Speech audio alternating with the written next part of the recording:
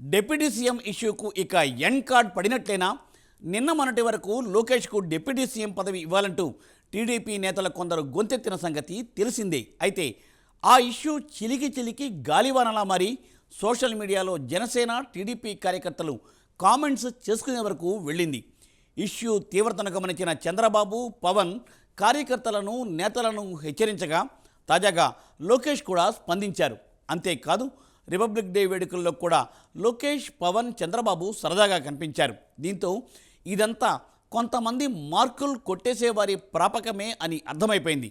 అసలు డిప్యూటీ సీఎంలోని అంతా ఉతిదేనా? కూటమిలో కల్లోలం చూడాలనుకున్న వారి ఆశలు అడియాసలేనా? అధినేతలు క్లారిటీగానే ఉన్నారా? డిప్యూటీ సీఎంలోకి సమాధానం దొరికినట్లేనా?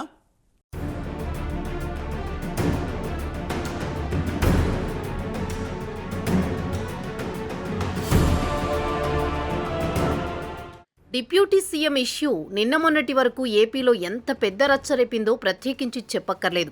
లోకేష్ను డిప్యూటీ సీఎం చేయాలి అంటూ కొంతమంది టీడీపీ నేతలు చేసిన కామెంట్లు దుమారానికి దారితీశాయి. సోషల్ మీడియాలో తెలుగుదేశం, జనసేన కార్యకర్తలు ఒకరినొకరు విమర్శలు చేసుకునే వరకు పరిస్థితి వెళ్ళింది. అయితే ముదిరిన ఇష్యూ తీవ్రతను గమనించిన చంద్రబాబు పార్టీ శ్రేణులకు హెచ్చరికలు జారీ చేశారు.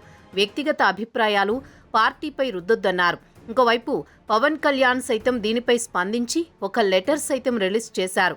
జన సైనికులకు, వీర మహిళలకు, జనసేన నాయకులను ఉద్దేశించి బహిరంగ లేఖ రాశారు.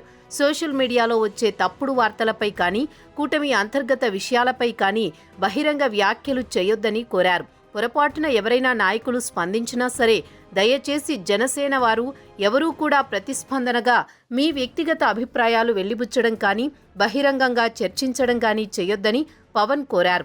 ప్రతి ఒక్కరూ చెయ్యి కలిపి నడవాల్సిన అవసరముందన్న పవన్ తాను ఏ రోజు పదవుల కోసం రాజకీయం చేయలేదు, భవిష్యత్తులో కూడా చెయ్యనని స్పష్టం చేశారు. తనకు తెలిసింది కష్టాల్లో ఉన్నవారి కన్నీరు తుడవడం, వారికి అండగా నిలబడడం, తాను పుట్టిన నేలను అభివృద్ధి చేయాలనుకోవడం మాత్రమేనని స్పష్టం చేశారు. ఈ విషయాన్ని ప్రతి ఒక్కరూ గ్రహించి కూటమి ఔన్నత్యాన్ని అర్థం చేసుకుని ముందుకు సాగాలని మనస్ఫూర్తిగా విజ్ఞప్తి చేస్తున్నట్లు చెప్పారు.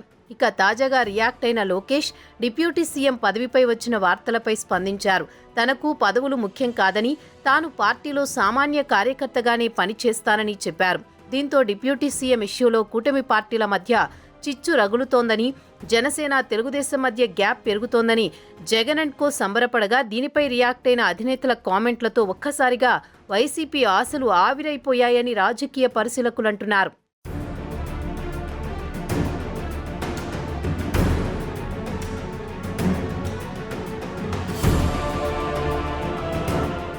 ఇటీవల కాలంలో తెలుగు తమ్ముళ్లు లోకేష్కు డిప్యూటీ సీఎం అంటూ నినాదాలు చేస్తూ కొంత రాజకీయ అలజడి సృష్టించారు.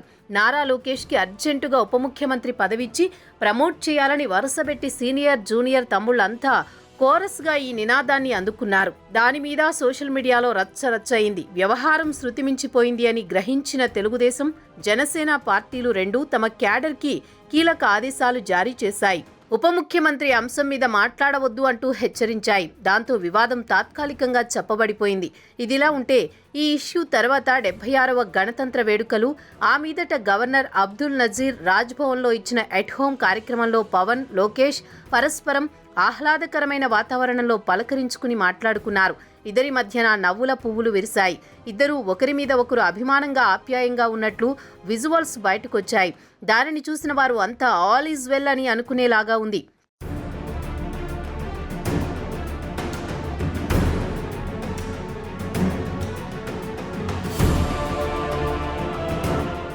సోషల్ మీడియాలో రెండు పార్టీల కార్యకర్తల మధ్య జరిగిన మాటల యుద్ధం కూటమిలో గ్యాప్ పెంచుతాయనే ఉద్దేశంతో ఇరు పార్టీల అధిష్టానాలు ఈ విషయంలో ఎవరూ మాట్లాడొద్దంటూ హుకుం జారీ చేయడంతో ఆగిపోయాయి.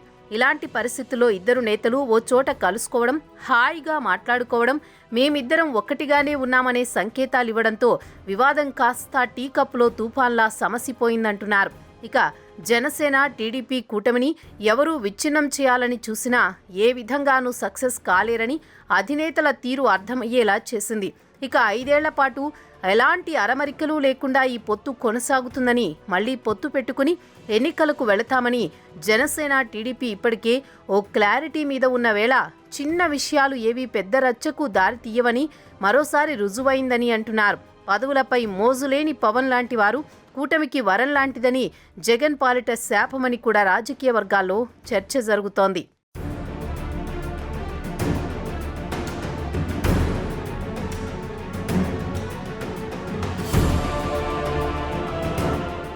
ఎందుకంటే బీజేపీ, జనసేన, టీడీపీలు కలిసి నడిస్తే ఎంత ప్రమాదకరమో వైసీపీ కంటే బాగా ఇంకెవరికీ తెలుసుండదు.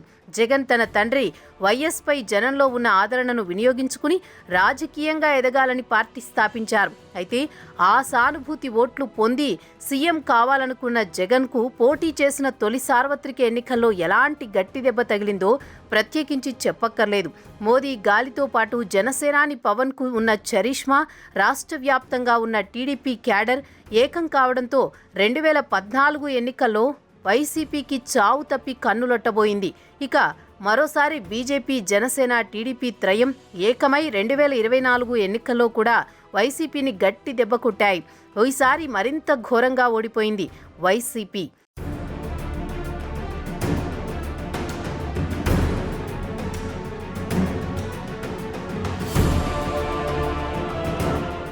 కూటమి పార్టీలు విడిపోవాలని కోరుకునే ఏకైక పార్టీ వైసీపీనే. నిజానికి కూటమిలో పార్టీలు అంటే ఏదో ఒక వ్యతిరేకత వచ్చి ఆ పార్టీలు విడిపోవడం అన్నది గతంలో దేశంలో చాలా చోట్ల చూశాం.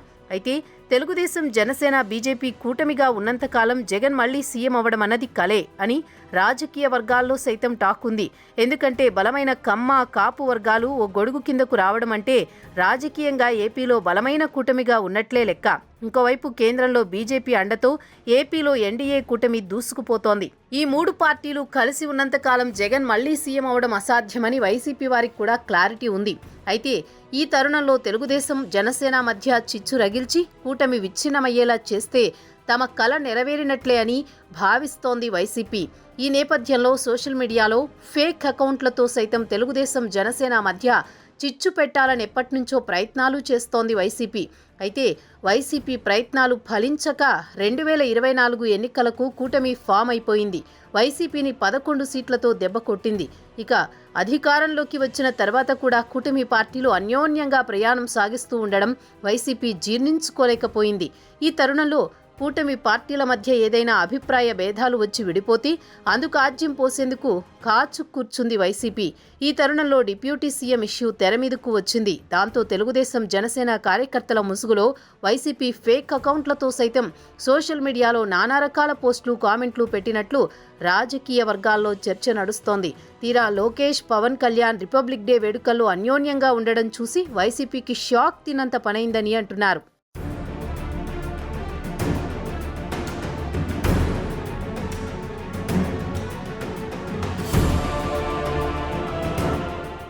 మొత్తానికి పవన్, లోకేష్ ఇచ్చిన క్లారిటీతో అధినేతల మధ్య మంచి అండర్స్టాండింగ్ ఉందని స్పష్టమైపోయింది. దీంతో పవన్ చెబుతున్నట్లు కూటమి 10 కాలాల పాటు మనుగడను సాగించడం ఖాయమని రాజకీయ వర్గాల్లో టాక్ వినిపిస్తోంది. అదే జరిగితే ఇక జగన్ కల ఇప్పట్లో నెరవేరబోదని ప్రత్యేకించి చెప్పనక్కర్లేదు. మళ్ళీ జగన్ పుంజుకోవాలని ఇప్పటికే ప్రయత్నాలు మొదలుపెట్టినా కూటమి ఐకమత్యంగా ఉన్నంతకాలం అది సాధ్యం కాకపోతుందనే వాదనే ఎక్కువగా వినిపిస్తోంది. చూడాలి మరి ఏపీ రాజకీయాలు ఏ మలుపులు తిరుగుతాయో అన్నది.